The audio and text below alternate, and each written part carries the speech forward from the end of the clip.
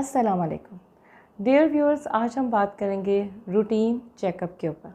Routine checkup बहुत ज़रूरी है क्योंकि बाज़ टाइम हमें नहीं पता चलता कि हमारे साथ क्या हो रहा है, कौन सी बीमारियां हमारे जिस्म में जन्म ले चुकी हैं या किस किस बीमारी का हम शिकार हैं। इसीलिए मैं बार बार आप लोगों से यही कहती हूँ कि अपना साल में 2 दफ़ा चेकअप करवाएं, लैब टेस्ट करवाएं, अल्ट्रासाउंड करवाएं और एक्सरेज़ करवाएं।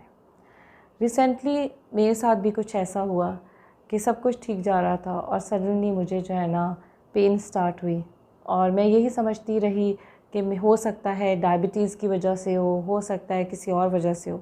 लेकिन जब स्कैन करवाया तो पता ये चला कि it was a bladder stone.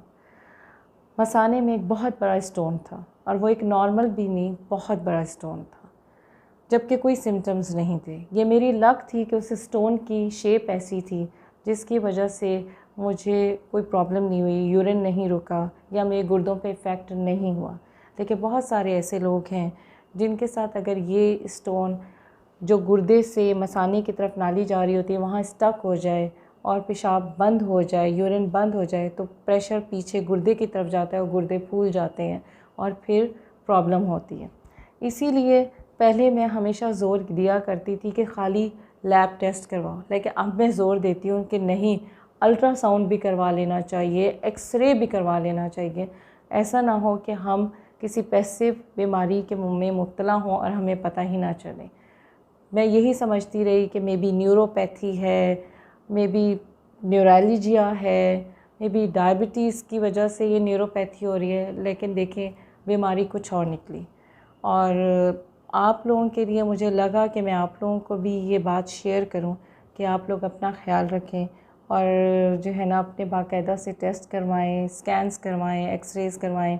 साल में 2 दफ़ा ज़रूर सारे चेकअप करवाया करें ताकि अगर हमारे कोई भी लैब टेस्ट डीरेंज्ड हो रहे हैं या कोई प्रॉब्लम हो रही है स्कैन्स में, जैसे बहुत सारे ख़वातीन ऐसी होती हैं जिनके फाइब्रॉइड यूट्रस होते हैं या सिस्ट अचानक लार्ज हो जाती है, ट्यूमर बनना शुरू हो जाता है तो पता भी नहीं चलता।